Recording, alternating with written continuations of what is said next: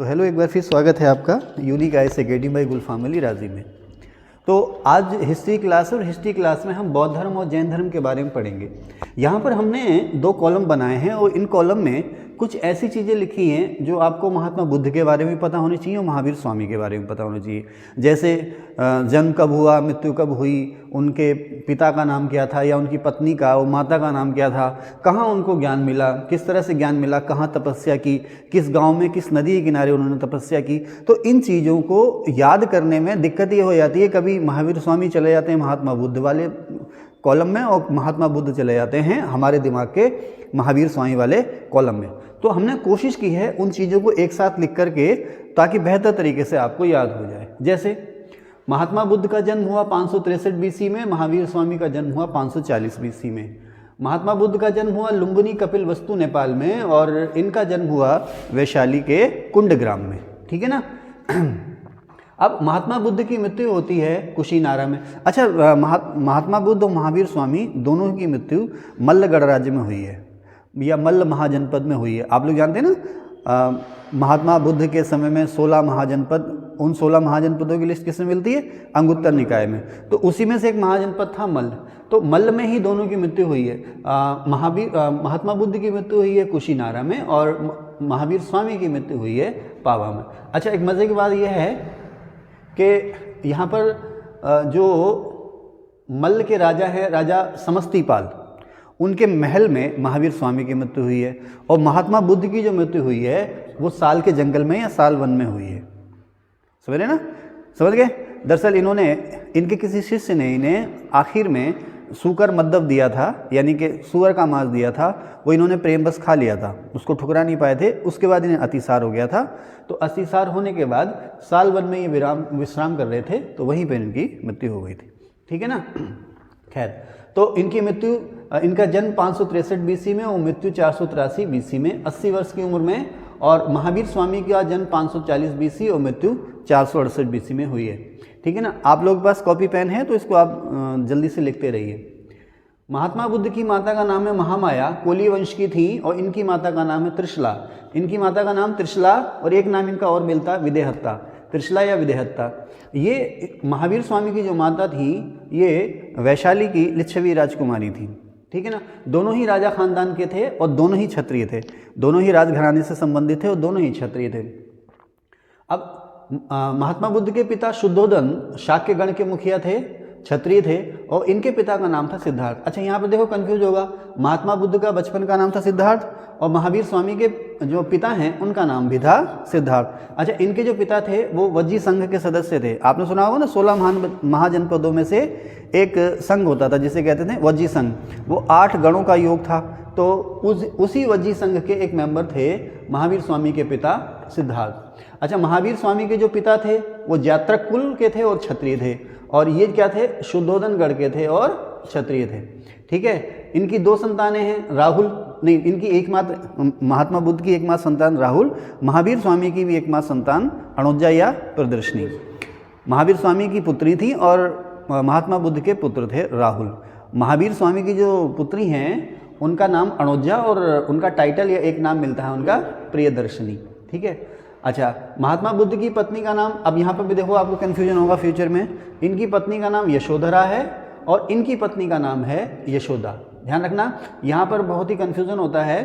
महामाया, महात्मा बुद्ध के बारे में बात करें तो माता महामाया, पिता शुद्धोधन और एकमात्र पुत्र राहुल और पत्नी जो हैं वो यशोधरा।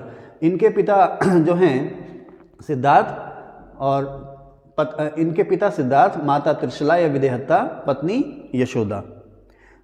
ध्यान रखना, महात्मा बुद्ध की जो माता हैं उनकी माता का नाम महामाया है, पत्नी का नाम यशोधरा है और महावीर स्वामी की पत्नी का नाम यशोदा है। मिलता जुलता है, कभी कंफ्यूज हो जाता है। अच्छा, अगर हम ज्ञान की बात करें तो महात्मा बुद्ध ने 29 साल की उम्र में घर छोड़ा और इन्होंने 30 साल की उम्र में घर छोड़ा। अब इन्होंने जो घर छोड़ा तो देखिए पूर्णमासी या पूर्णिमा थी, बैसाखी पूर्णिमा को घर छोड़ा इन्होंने। अब इन्होंने जो घर छोड़ा 29 साल की आयु में और महावीर स्वामी ने घर छोड़ा 30 साल की उम्र में या 30 साल की आयु में। अब यहाँ पर इन्होंने, ये हमारे स्टूडेंट ने लिख दिया महापरिनिर्वाण, ये गलत लिखा है। ठीक है ना। तो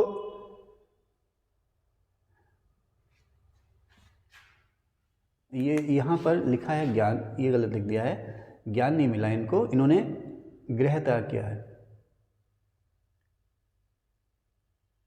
तो 29 साल की उम्र में महात्मा बुद्ध ने घर छोड़ा है और 30 साल की उम्र में महावीर स्वामी ने घर छोड़ा है।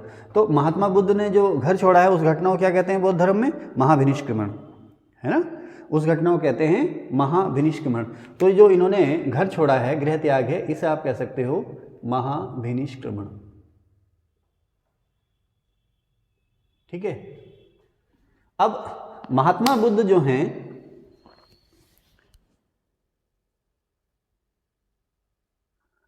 सबसे पहले वैशाली में अलार कलाम के आश्रम में गए। देखो मैंने यहाँ लिखा है ना, महात्मा बुद्ध घर छोड़ने के बाद सबसे पहले वैशाली में अलार कलाम के आश्रम में गए हैं। ये कुछ दिन वहाँ रहे हैं, लेकिन उन्हें संतोष नहीं मिला। यहाँ से वैशाली में सवाल भी आता है कि सबसे पहले किसके शिष्य बने? तो वैशाली में उस समय के प्रसिद्ध संत थे अलार कलाम, उनके आश्रम में गए थे, लेकिन वहाँ उन्हें संतोष नहीं मिला। तो फिर वहाँ से ये बोध गया के पास एक जगह है उरुवेला, वहाँ चले गए। उरुवेला में ये 27 दिन रहे।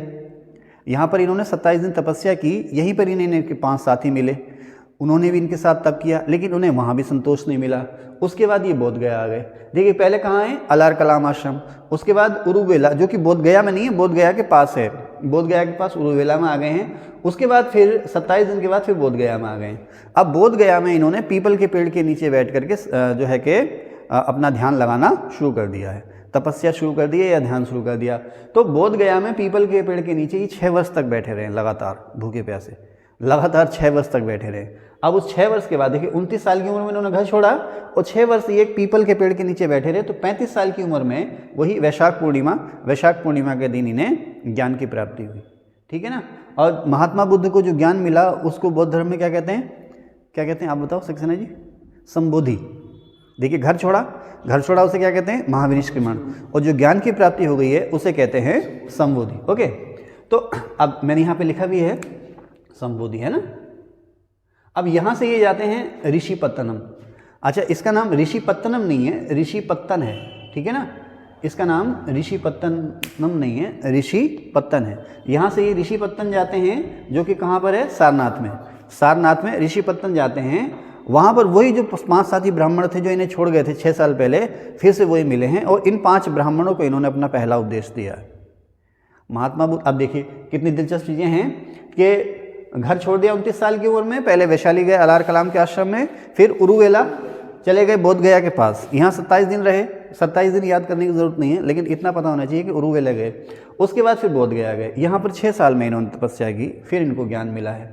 ठीक है ना। तो घर छोड़ना, महाविनिष्क्रमण, ज्ञान प्राप्ति, संबोधि, और यहाँ से फिर जब ये गए हैं, ध्यान रखना ज्ञान तो बोध गया मिला है, लेकिन पहला उपदेश जो इन्होंने दिया है सारनाथ में कहाँ? ऋषिपत्तन में। ठीक है ना। सारनाथ में ऋषिपत्तन में इन्होंने उन 5 ब्राह्मणों को उपदेश दिया है। यही 5 ब्राह्मण जो थे इनके शिष्य थे, पहले शिष्य। यही 5 ब्राह्मण जो थे इनके पहले शिष्य थे, और इन्हीं 5 ब्राह्मणों के साथ मिलकर के इन्होंने संघ बनाया। तो बौद्ध संघ जो बना, या महात्मा बुद्ध ने जो संघ बनाया, उसमें पहले कुल जमात 6 लोग थे, जिसके अध्यक्ष स्वयं भगवान बुद्ध थे, और बाकी इनके 5 जो पहले शिष्य थे वो थे। अब उसमें कौन कौन थे उनके नाम भी आपको मैं बताऊंगा, उनको भी याद कर लेना चाहिए आपको। अब इन्होंने इन्हीं 5 ब्राह्मणों के साथ संघ बनाया, कहाँ पर? सारनाथ में। ज्ञान प्राप्ति बोध गया में हुई है, संघ बना है सारनाथ में। ठीक है ना। अब जो इन्होंने 5 ब्राह्मणों को पहला उपदेश दिया है, इस घटना को कहा गया बौद्ध धर्म में धम्मचक्र प्रवर्तन, जिसका प्रतीक क्या है? चक्र। धम्मचक्र प्रवर्तन पाली भाषा का शब्द है, धम्मचक्र प्रवर्तन, इसी घटना को कहा गया। अच्छा, यहाँ पर मैंने लिखा है कि इनको जो ज्ञान मिला था, कहाँ पर मिला था? बोध गया में। किस पेड़ के नीचे? पीपल के पेड़ के नीचे। किस नदी के किनारे? निरंजना नदी के किनारे। ध्यान रखना, महात्मा बुद्ध को जो ज्ञान मिला है वो निरंजना नदी के नीचे इन्होंने तप किया था, वहाँ पर मिला। अच्छा, उसी तरह से अगर हम महावीर स्वामी की बात करें तो इन्होंने 30 साल की उम्र में घर छोड़ा। 30 साल की उम्र में घर छोड़ने के बाद ये गए, उस समय के प्रसिद्ध संत, आजीवक संप्रदाय के संत थे ये, मखलीपुत्त गोशाल, इनका पूरा नाम है मखलीपुत्त गोशाल। आजीवक संप्रदाय के संत थे ये। 6 साल वहाँ पर रहे। ठीक है ना। उसके बाद 6 साल बाद ये बाद में एक बिहार में ही जृंभिका गाँव है। कौन सा गाँव? जृंभिका गाँव। वहाँ पर रिजुपालिका नदी के किनारे साल के पेड़ के नीचे, देखिए महात्मा बुद्ध ने धुनी कहाँ रमाई? कहाँ पर रमाई? बोध गया में, है ना। बोध गया में कहाँ पर? पीपल के पेड़ के नीचे है, ठीक है ना। और कौन सी नदी के किनारे? निरंजला नदी के किनारे। महावीर स्वामी ऋजुपालिका नदी के किनारे जरंबिका गांव में, और 6 साल। और किस पेड़ के नीचे? साल के पेड़ के नीचे, ठीक है साहब। 42 साल की उम्र में इनको ज्ञान मिला। देखिए महात्मा बुद्ध ने कितने साल संघर्ष किया? तब किया 6 साल। इन्होंने 12 साल संघर्ष किया है, 12 साल तब किया, तब जाके इनको ज्ञान की प्राप्ति हुई। और बौद्ध धर्म में ज्ञान प्राप्ति को कहते हैं संबोधि, है ना, संबोधि, है ना। और जैन धर्म में ज्ञान प्राप्ति को कहते हैं कैवल। ये क्वेश्चन खूब आता है कि कैवल का अर्थ का मतलब क्या है? कि पूर्ण ज्ञान की प्राप्ति हो जाना, ठीक है। आगे चलते हैं। अब इन्होंने, महावीर स्वामी ने अपना पहला उपदेश दिया मेघ कुमार को। कोई मेघ कुमार थे? पहले सवाल आता है कि महावीर स्वामी के पहले शिष्य कौन थे? मेघ कुमार थे। इन्होंने अपना पहला उपदेश दिया मेघ कुमार को। कहाँ पर? राजगृह में, वितुलाचल पर्वत पर। राजगृह शहर किसने बनाया था अमन जी? किसने बसाया था राजगृह शहर?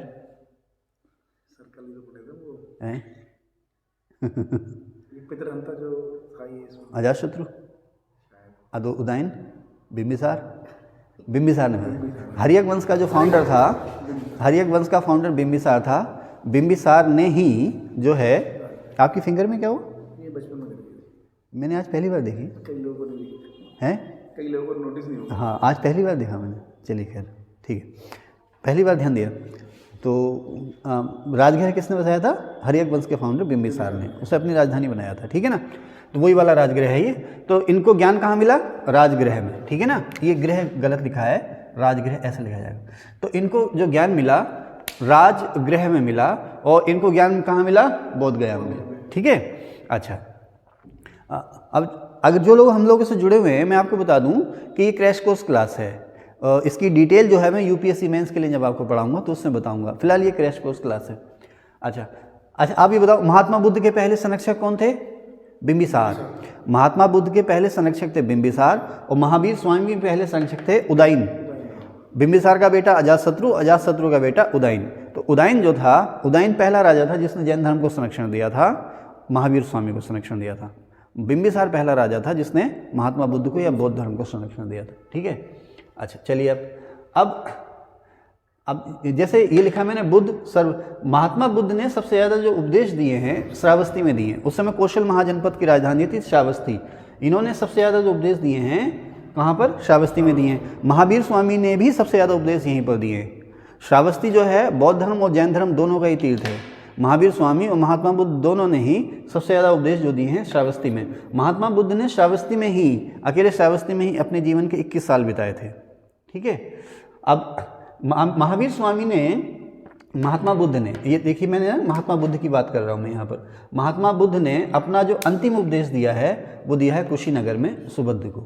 अच्छा, कुशीनारा या कुशीनगर दोनों एक ही चीज़ें हैं, ठीक है ना। पुराना नाम इसका कुशीनारा, नया नाम कुशीनगर। तो महात्मा बुद्ध की जो मृत्यु हुई है, कहाँ पर हुई है महात्मा बुद्ध की मृत्यु? है भाई, महात्मा बुद्ध की मृत्यु कहाँ हुई है बताओ जल्दी से? कुशीनारा में, है ना। मल्ल की राजधानी कुशीनारा में, ठीक है ना। और महावीर स्वामी की मृत्यु मल्ल की राजधानी पावा में राजा समस्तीपाल के महल में, ठीक है ना। अब महात्मा बुद्ध ने अपना अंतिम उपदेश दिया है सुबुद्ध को। ये सवाल भी आता है कि महात्मा बुद्ध का अंतिम शिष्य कौन था? तो सुबुद्ध था। कहाँ पर? कुशीनगर में, ठीक है ना। अच्छा, अब एक ये व्यापारी है अनाथ पिंडक। अनाथ पिंडक नाम का एक व्यापारी है। ये व्यापारी जो था, इसने उस समय के किंग से 18 करोड़ सोने की मुद्राओं में जैतवन बिहार खरीदा था, और खरीद करके महात्मा बुद्ध को भेंट किया था। किसने? अनाथ पिंडक नाम का एक व्यापारी है, ठीक है ना। इसको किताबों में लिखा हुआ श्रेष्ठी, जो व्यापारिक श्रेणियों का मुखिया होता था ना, उसे कहते थे उस समय श्रेष्ठी, ठीक है ना। तो अनाथ पिंडक व्यापारी था या श्रेष्ठी था। इसने उस समय के राजा से 18 करोड़ सोने के सिक्कों में जेतवन बिहार खरीदा, और खरीद करके महात्मा बुद्ध को भेंट दिया था।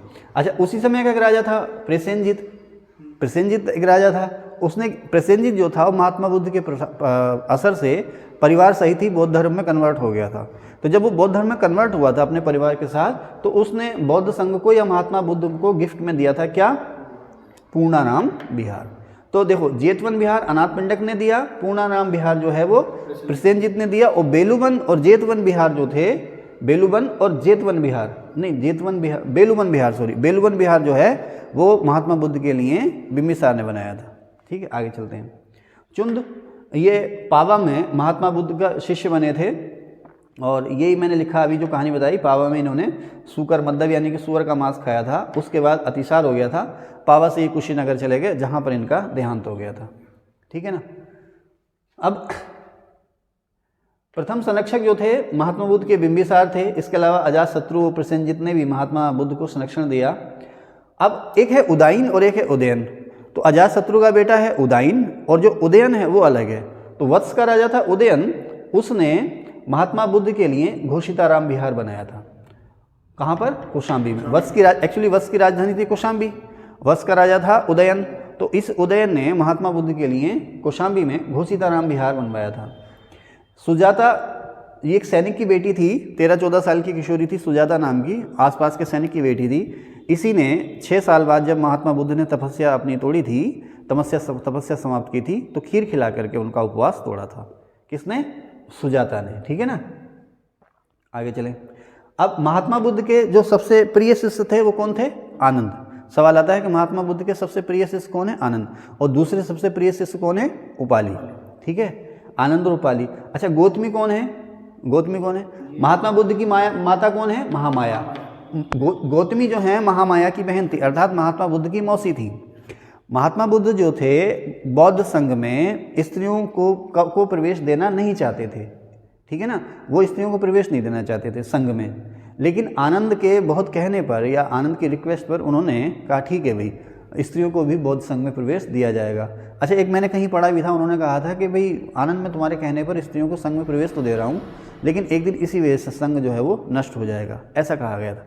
तो आनंद के जो उनके शिष्य थे आनंद, उनकी रिक्वेस्ट पर महात्मा बुद्ध ने स्त्रियों को भी एंट्री दे दी बौद्ध संघ में। और इस तरह से बौद्ध संघ में प्रवेश पाने वाली या बौद्ध धर्म की दीक्षा पाने वाली या पहली बौद्ध भिक्षु बनने वाली जो महिला हुई वो ही गौतमी।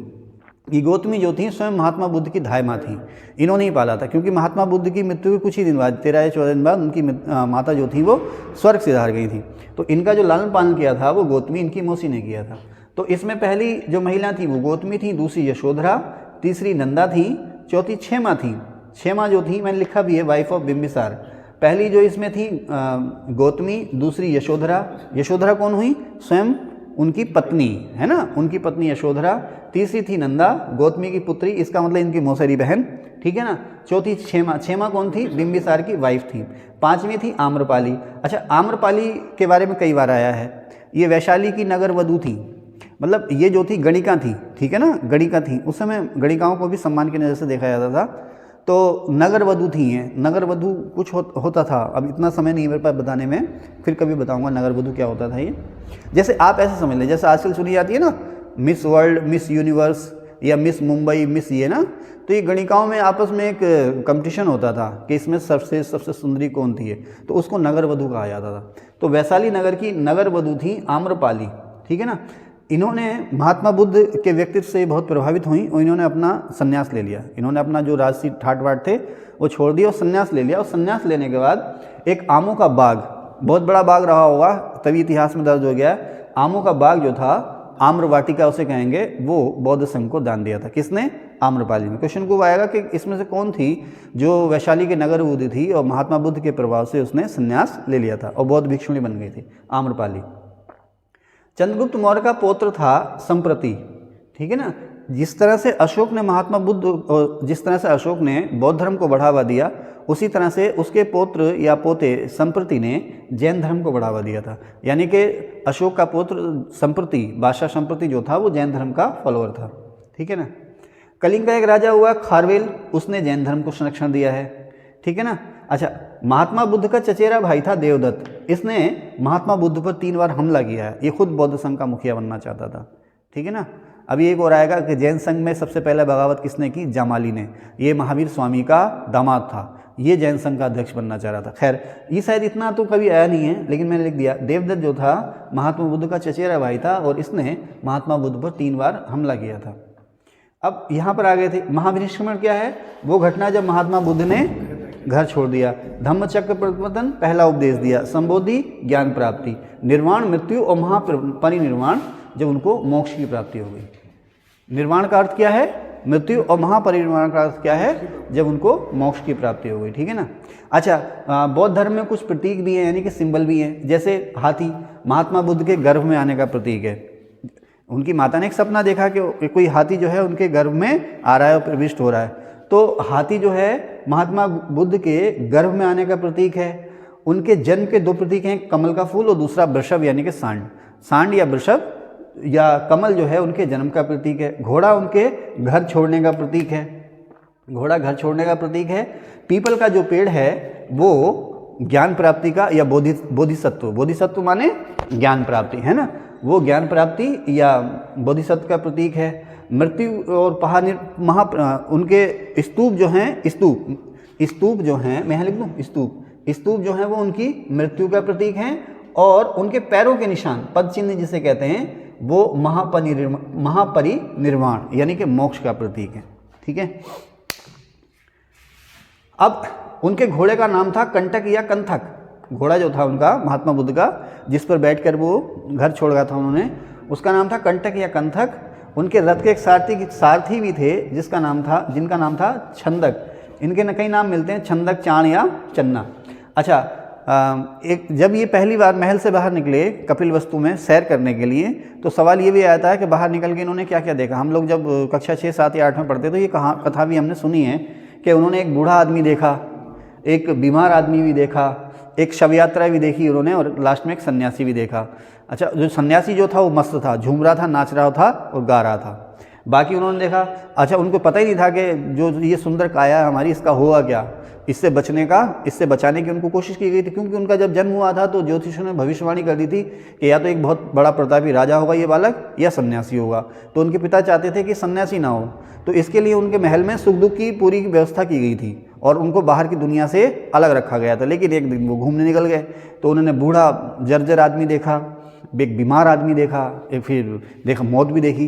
तो यहीं से उनका जो दिमाग था वो चेंज होने लगा और वो सत्य की तलाश में निकलने लगे। यहीं से उन्हें कहा कि ये संसार जो है वो दुखमय है ना। बौद्ध धर्म का सार क्या है कि संसार जो है दुखमय है ना, और हमने इस संसार से मुक्ति पानी है, दुख से मुक्ति मानी है, संसार से मुक्ति पानी है।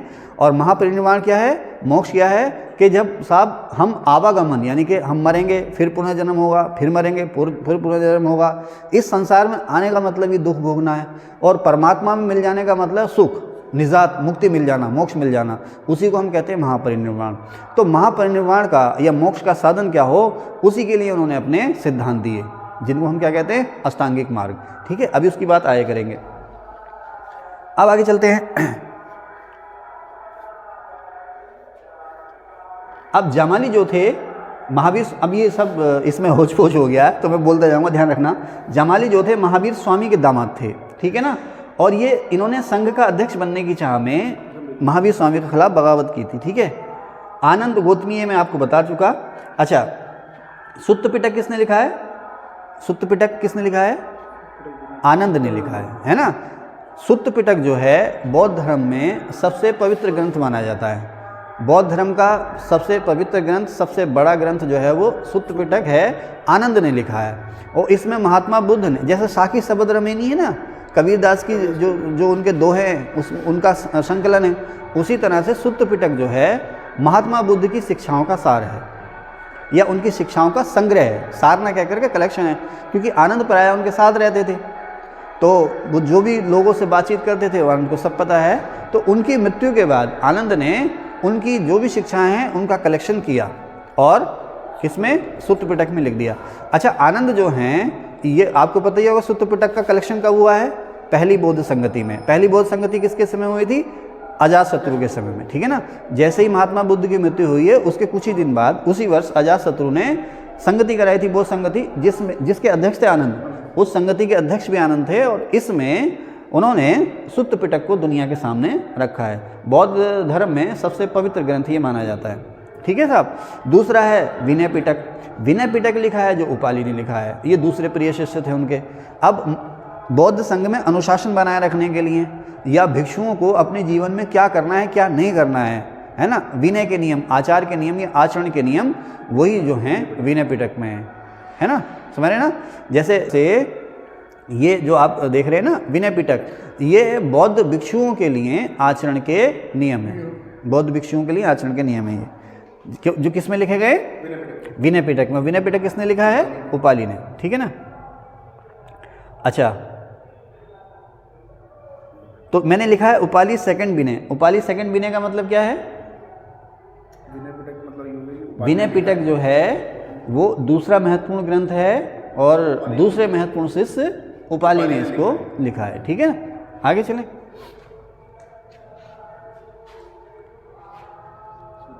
अब जैन धर्म में कुल 24 तीर्थंकर हुए हैं। जैन धर्म में कुल 24 तीर्थंकर हुए हैं। उसमें पहले जो तीर्थंकर हैं वो ऋषभदेव हैं, उसके बाद अजितनाथ, संभव, ठीक है। इसमें 21वें जो तीर्थंकर थे वो थे नेमिनाथ।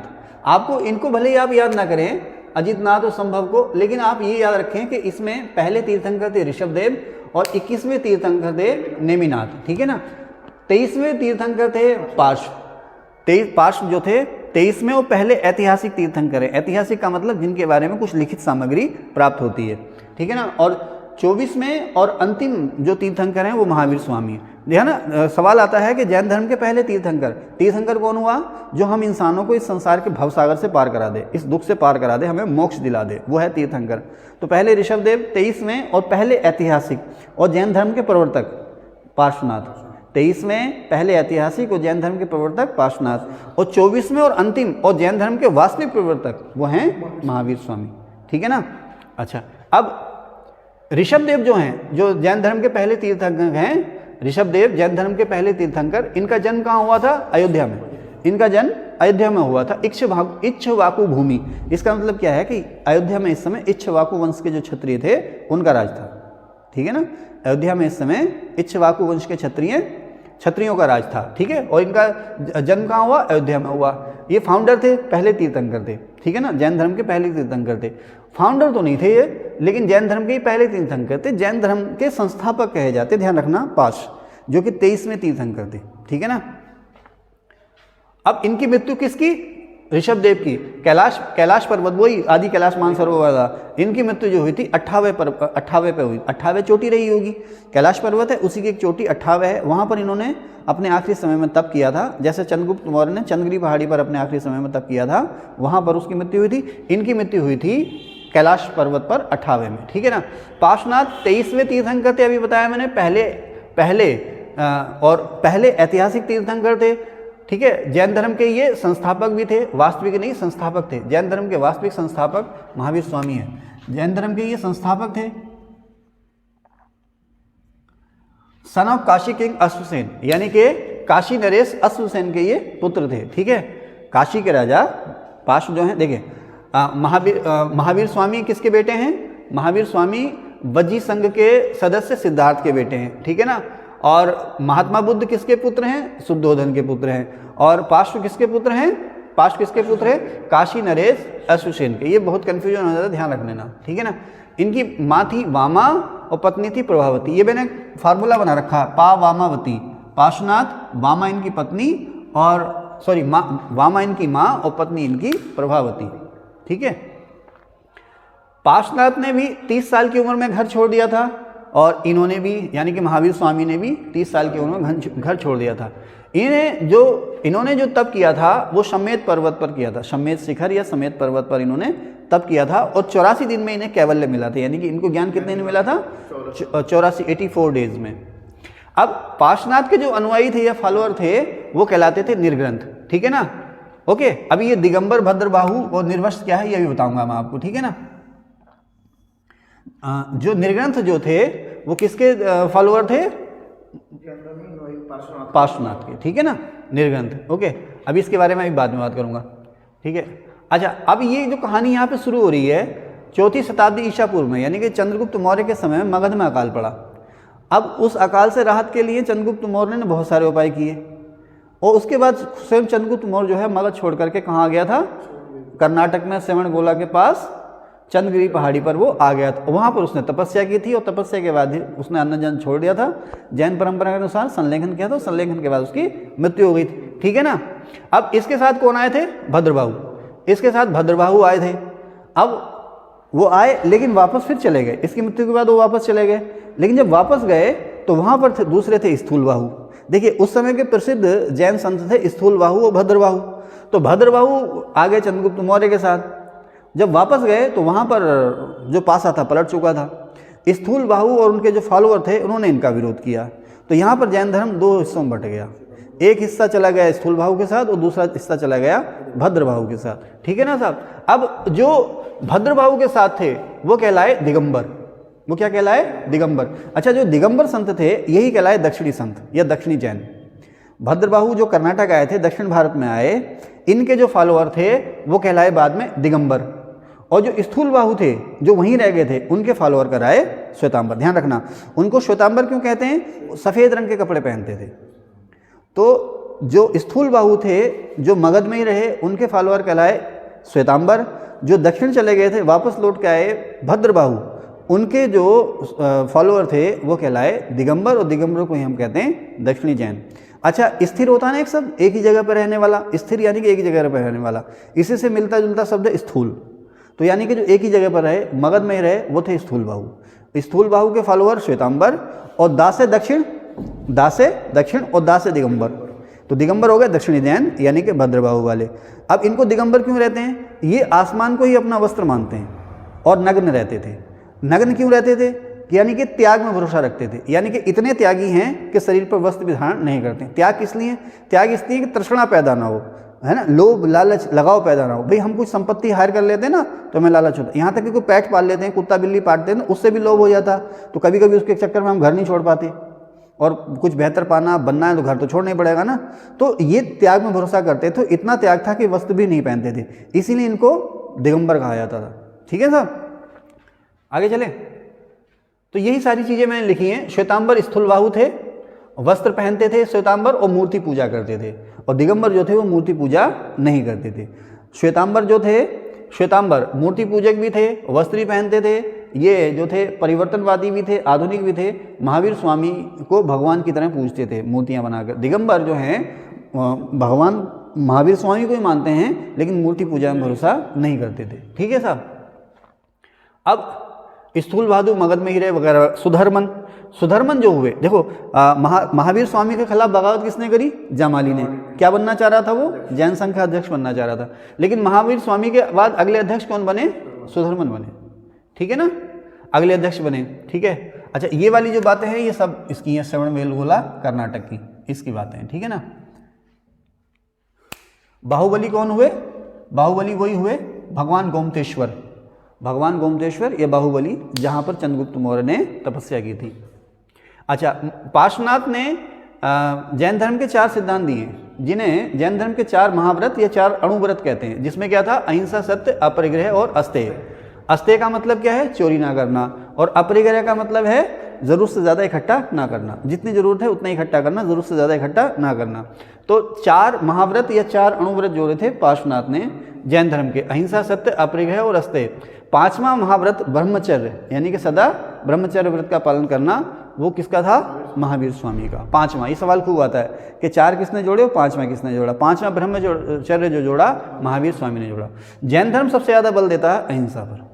जैन धर्म सबसे ज़्यादा बल देता है अहिंसा पर। बौद्ध धर्म सबसे ज़्यादा बल देता है दुख से मुक्ति के साधन क्या होने चाहिए। ठीक है ना।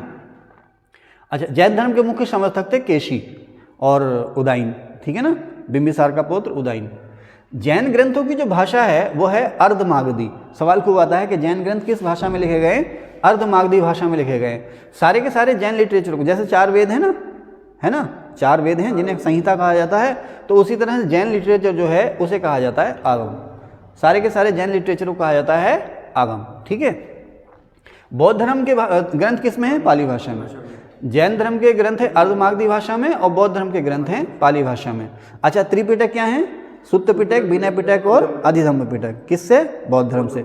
सुत्त पिटक और विनय पिटक के बारे में मैं बता चुका, अधिधम्म पिटक के बारे में भी बताऊंगा। तो सुत्त पिटक ये सारा मैंने लिखा आपको, सबसे बड़ा है ये, बौद्ध धर्म के इसमें उपदेश दिए गए हैं, सबसे बड़ा और सबसे श्रेष्ठ है। और सुत्त पिटक को कहा जाता है बौद्ध धर्म का इंसाइक्लोपीडिया। ओके। विनय पिटक भिक्षुओं के आचरण के नियम है इसमें। और अधिधम्म पिटक ये मौगलीपुत्तिस्य ने लिखा था। मौगलीपुत्तिस्य ने, पता है कौन सी संगति में? तीसरी बौद्ध संगति, वेरी गुड। तीसरी बौद्ध संगति में जब महायान और हीनयान के बीच में वाद विवाद हो रहा था, तो उसमें मोगलीपुत्र ने महायान के समर्थन में ग्रंथ लिखा था जिसका नाम था अधिधम्म पिटक, और इसमें बौद्ध धर्म के मतों की या बौद्ध मतों की दार्शनिक व्याख्या है। ठीक है, अधिधम्म पिटक, हाँ अधिधम्म पिटक है ना, अधिधम्म पिटक बौद्ध मतों की या महात्मा बुद्ध की जो शिक्षाएं हैं उनकी उनका फिलोसफिकल एक्सप्लेनेशन है किसमें, अधिधम्म पिटक में। ठीक है ना। जातक कथाएं, महात्मा बुद्ध के जीवन से पहले की जो घटनाएं हैं उन्हें हम कहते हैं जातक कथाएं। ठीक है। मिलिंद पन्हो, राजा मिनेंडर, हिंद यवन राजा मिनेंडर जिसे भारतीय इतिहास में कहा जाता मिलिंद, तो राजा मिनेंडर या मिलिंद और बौद्ध भिक्षु नागसेन के बीच में जो कन्वर्सेशन हुआ है, संवाद हुआ है, उसको वो किसमें मिलता है हमें, मिलिंद पन्हो में। ठीक है ना। त्रिरत्न मैंने आपको बता दिया। भबरू क्या है, अशोक ने भबरू शिलालेख में 3 रत्नों में, किन रत्नों में नहीं, अशोक जो है देखो, त्रिपिटक क्या है, विनय पिटक, सूत्र पिटक और धम्म पिटक। 3 रत्न क्या है, बौद्ध धर्म के 3 रत्न क्या है, बुद्ध, संघ और धम्म। तो अशोक जो है भबरू शिलालेख में बौद्ध धर्म के जो 3 रत्न हैं, बुद्ध, संघ और धम्म, उसमें भरोसा जाहिर करता है। ठीक है ना। बौद्ध धर्म का परम लक्ष्य क्या है, निर्वाण यानी कि मोक्ष की प्राप्ति, और बौद्ध धर्म का मूल क्या है, दुख, यानी कि संसार जो है वो दुखमय है। ठीक है ना। और केवल का मतलब क्या है, पूर्ण ज्ञान, सत्य का ज्ञान या पूर्ण ज्ञान आपको मिल गया, वही है आपका कैवल्य। ठीक है ना। अच्छा, बौद्ध धर्म में 4 आर्य सत्य हैं। 4 आर्य सत्य क्या हैं, वो कहते हैं कि इस संसार का मूल दुख है, ये संसार दुख में है। दुख समुदाय मतलब दुखों के बहुत सारे कारण हैं। दुख समुदाय माने जो चीज़ें दुखों के कारण है। दुख निरोध यानी कि दुख की रोकथाम की जा सकती है। दुख निरोध गामिनी प्रतिपदा यानी कि वो सारे रास्ते, वो सारे तरीके जिससे इस दुख से मुक्ति पाई जा सकती है। तो इसका क्रम भी पूछता है। 4 आर्य सत्य क्रमशः आएंगे, दुख, दुख समुदाय, दुख निरोध गामिनी प्रतिपदा। ठीक है, 4 आर्य सत्य। अब दुख से मुक्ति के लिए या दुख का नाश करने के लिए जो रास्ता है, जिसे हमने कहा दुख निरोध गामिनी प्रतिपदा, वही है अष्टांगिक मार्ग। जो 8 रास्ते महात्मा बुद्ध ने सुझाए, क्या थे वो, सम्यक दृष्टि, सम्यक संकल्प, सम्यक वाक, सम्यक कर्मांश, सम्यक आजीव, सम्यक व्यायाम, सम्यक स्मृति और सम्यक समाधि। ये जो 8 रास्ते हैं, इसी को कहा गया अष्टांगिक मार्ग। और इसको दूसरा नाम क्या है इसका, प्रतिपदा। दुख से मुक्ति के लिए महात्मा बुद्ध ने जो 8 तरीके बताए हैं वो ये अष्टांगिक मार्ग। अब हमारे जीवन में, हमारे व्यक्तित्व में कुछ बुराइयां भी होती हैं। अब उन बुराइयों से अगर हम पार लें तो जीवन और आसान हो जाता है। तो उसी तरह से महात्मा बुद्ध ने कहा कि अष्टांगिक मार्ग को और इजीली पाने के लिए इन 10 चीज़ों पर आप ध्यान दें। जो आपके अंदर बुराइयां, इनका नाश करें। इन्हें कहते हैं 10 शील। इनका आप पालन करें या इनका नाश करें, 10 शील हैं। ये जो 10 शील हैं अष्टांगिक मार्ग को पाने में आसान करते हैं या निर्वाण को पाने में आसान करते हैं। क्या है, जैसे अहिंसा, सत्य, अपरिग्रह, अस्तेय का पालन करो, व्यभिचार ना करो, शराब से दूर रहो, समय से भोजन करो, कोमल सैया का पालन ना करो, स्त्रियों से दूर रहो, नृत्य गान से भी आप दूर रहो। ये 10 शील हैं जो किसको आसान करते हैं, अष्टांगिक मार्ग को आसान करते हैं, मोक्ष पाने को आसान करते हैं। ठीक है। प्रातित्य समुत्पाद क्या है, महात्मा बुद्ध की शिक्षाओं का सार। ठीक है साहब। मोक्ष या निर्वाण प्राप्ति हेतु इन्होंने कहा कि भाई शरीर त्याग, काया क्लेश अनावश्यक है। काया क्लेश की जरूरत नहीं है, शरीर त्यागने की जरूरत नहीं है, अर्थात जीते जी भी आपको मोक्ष मिल सकता है और बिना कठोर तप किए भी आपको मोक्ष मिल सकता है। क्योंकि ये जो चीज़ें हैं ना, अष्टांगिक मार्ग और 10 शील, इसके लिए कोई विशेष तप की जरूरत नहीं है, संयम की जरूरत है। किसकी, संयम की जरूरत है। ठीक है ना। तो महात्मा बुद्ध कहते हैं कि मोक्ष या निर्वाण पाना है तो उसके लिए कठोर तप या शरीर को त्यागने, है ना, या फिर काया क्लेश मतलब कठोर तप, उसकी ज़रूरत नहीं है। जीते जी भी आपको मोक्ष मिल सकता है। ठीक है ना। मध्यम मार्ग प्रतिपदा, कमवादी आचरण, शुद्धता। दरअसल ये जो अष्टांगिक मार्ग है ना, इसको कहते हैं मध्यम मार्ग प्रतिपदा। मध्यम मार्ग क्या हुआ कि ना तो बहुत ही ऐशो आराम का, ऐश्वर्य का जीवन जीना है और ना ही बहुत ही कठिन यानी काया क्लेश या कठोर तप करना, बीच का रास्ता। इसीलिए अष्टांगिक मार्ग को कहा गया है मध्यम मार्ग प्रतिपदा। ठीक है ना।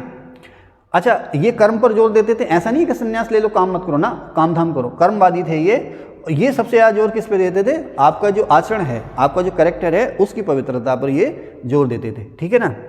आत्मा में भरोसा, जो बौद्ध धर्म है वो आत्मा में भरोसा नहीं करता, ईश्वर पर भरोसा करता है। ठीक है ना। ये आत्मा पर भरोसा करता है, ईश्वर पर भरोसा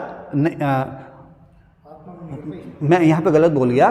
ये ना तो आत्मा पर भरोसा करता है और ना ही ईश्वर पर भरोसा करता है। बौद्ध धर्म जो है, कहते हैं, ध्यान रखना, बौद्ध धर्म अनात्मवादी और अनीश्वरवादी है। ना तो ये आत्मा पर भरोसा करता है और ना ही ईश्वर पर भरोसा करता है। अच्छा, उसी तरह से जैन धर्म जो है वो आत्मा पर भरोसा करता है। जैन धर्म आत्मवादी है, जैन धर्म आत्मा पर भरोसा करता है। अच्छा, वो जैन धर्म ईश्वर पर भी भरोसा करता है, लेकिन ये कहता है कि इस सृष्टि को, इस संसार को ईश्वर ने नहीं बनाया। बौद्ध धर्म ना तो आत्मा को माने ना ईश्वर को माने। जैन धर्म आत्मा पर बल देता, आत्मा को मानता है, लेकिन ईश्वर को मानता तो है, लेकिन कहता है कि ईश्वर जो है वो सृष्टि का निर्माता नहीं। ठीक है ना। बौद्ध धर्म पुनर्जन्म में भरोसा रखता है। बौद्ध धर्म ईश्वर पर आत्मा भरोसा नहीं रखता, लेकिन पुनर्जन्म में भरोसा रखता है। ठीक है। वेदों के प्रति उदासीनता है, यानी को खास लगाव वेदों के प्रति बौद्ध धर्म ने दिखाया नहीं है। ठीक है साहब। कर्म कांडों में भरोसा नहीं रखता बौद्ध धर्म। बौद्ध धर्म जो है, मैंने यहाँ लिखा नो का मतलब ये सारी चीज़ें यहाँ पर नहीं है। ठीक है ना। कर्म कांडों में तरह तरह के जो रूढ़िवाद या रीति रिवाज हैं उसमें भरोसा नहीं रखता। वर्ण प्रथा को बौद्ध धर्म मानता है, लेकिन कहता है वो जन्म आधारित नहीं होनी चाहिए, कर्म पर आधारित होनी है। जो जैसा काम करे वो उसी वर्ण में सम्मिलित हो जाएगा। ठीक है ना। वो बौद्ध धर्म कहता है कि ब्राह्मण जो है वो सर्वश्रेष्ठ नहीं है। आप कहो कि ब्राह्मण सर्वश्रेष्ठ है ना साहब, बौद्ध धर्म ये कहता है ब्राह्मण सर्वश्रेष्ठ नहीं है। अब जैन धर्म बौद्ध धर्म दोनों में समानता भी है। क्या समानता है कि कर्मकांड, जात पात, छुआछूत दोनों ही इन सब की निंदा करते हैं। बौद्ध धर्म और जैन धर्म जो हैं वो कर्मकांड, जात पात, छुआछूत इन सब की निंदा करते हैं। दोनों ही एक हद तक अनीश्वरवादी हैं। खैर बौद्ध धर्म तो ईश्वर को मानता ही नहीं, जैन धर्म मानता है लेकिन सृष्टि का निर्माता नहीं मानता। ठीक है ना। और दोनों ही के जो प्रवक्ता थे वो क्षत्रिय थे। ठीक है। अच्छा, उसी तरह से उपदेश की बात करें तो अच्छा, जो जैन धर्म के लोगों ने, जैन धर्म के संतों ने जो उपदेश दिए हैं वो प्राकृत भाषा में दिए हैं। आम बोलचाल की जो भाषा है प्राकृत भाषा, उसमें दिए। महावीर स्वामी ने जो उपदेश दिए हैं वो आम जनों की जो भाषा थी प्राकृत भाषा, उसमें दिए। देखो कहते हैं ना, जैन ग्रंथों की भाषा क्या थी? अर्धमागधी, लिखा में ना अर्धमागधी। और जो है कि बौद्ध ग्रंथों की भाषा क्या थी? पाली। महावीर स्वामी ने किस भाषा में उपदेश दिए? प्राकृत भाषा में। महात्मा बुद्ध ने पाली भाषा में उपदेश दिए। ध्यान रखना, ये भी आ जाते हैं। एक जैन ग्रंथ है कल्पसूत्र, ये संस्कृत भाषा में। जैन ग्रंथ है कल्पसूत्र, संस्कृत भाषा में है। छेद सूत्र, जैन जो संत हैं या भिक्षु हैं उनके जीवन को और बेहतर करने के लिए जो नियम विधि विधान सुझाए गए हैं उनका नाम है छेद सूत्र। ठीक है ना। यह है दिलवाड़ा अरावली पर्वत पर माउंट आबू, अरावली माने माउंट आबू, माउंट आबू माने अरावली। माउंट आबू पर्वत पर दिलवाड़ा में बहुत से जैन तीर्थ हैं। ठीक है ना। उसके बारे में अलग से कहीं बताएंगे। कलिंग के राजा खारवेल का हाथी गुम्फा अभिलेख मिलता है, जिससे लगता है कि ये जैन था। ठीक है ना। अब प्रतीक भी हैं। ऋषभदेव का प्रतीक है सांड यानी कि वृषभ, अरिष्टनेमी का प्रतीक है हाथी, नेमीनाथ का प्रतीक है शंख। अब सबसे ज़्यादा जो पूछता है आपको, पार्श्व का प्रतीक है सर्प और महावीर स्वामी का प्रतीक है सिंह। ठीक है ना। बौद्ध और जैन धर्म दोनों के लिए पवित्र है श्रावस्ती। श्रावस्ती जो है कौशल की राजधानी थी और यहाँ पर मैंने पहले ही बताया महात्मा बुद्ध ने सबसे ज़्यादा उपदेश दिए हैं। ठीक है। जैन धर्म, जैसे बौद्ध धर्म के 3 रत्न क्या हैं? हाँ, बुद्ध संगो धम्म। जैन धर्म के 3 रत्न हैं। ठीक है ना।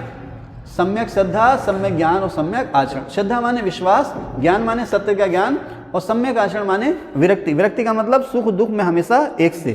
ठीक है ना। कोई तृष्णा नहीं। तृष्णा का मतलब किसी से कोई लगाव नहीं। ठीक है साहब। अब ये जो जैन त्रिरत्न है ना, ये कहते हैं कि अगर आप इनका पालन करोगे तो पहले जन्म में जो आपने कर्म किए हैं उनके बुरे फल से बच सकते हो। इसके अलावा इस धर्म में इस जन्म में भी आपने जो बुरे कर्म किए हैं उसके दुष्प्रभाव से भी आप बच सकते हो। किसको मानना है? इन 3 रत्नों को। सम्यक श्रद्धा, विश्वास, सम्यक ज्ञान यानी कि सत्य का ज्ञान, सम्यक आचरण यानी कि विरक्ति। अच्छा, जैन धर्म जो है आत्मा में भरोसा करता है, पुनर्जन्म में भरोसा करता है, कर्मवाद पर भरोसा करता है। जैन धर्म काया क्लेश की बात करता है, यानी कठोर तप की बात करता है। अहिंसा पर जैन धर्म सबसे ज़्यादा बल देता है। ठीक है ना। ये जैन धर्म कहता है, आत्मा को इतना मानता है कि प्रकृति कण कण में आत्मा का वास है। ठीक है ना। और सृष्टि के निर्माता बतौर ईश्वर को नहीं मानता और कहता है भाई तृष्णा यानी कि लगाव जो है उससे बचो, तृष्णा से बचो। ये तृष्णा जो है आपको मोक्ष की प्राप्ति में बाधक बना सकती है। तो ठीक है, उम्मीद है बौद्ध धर्म और जैन धर्म पे कुछ बातें मैंने जल्दी आपको बताई हैं, आपको समझ में आई होंगी। और अगर आपको अच्छा लगे तो प्लीज़ हमारे चैनल को सब्सक्राइब जरूर कीजिए। Thank you.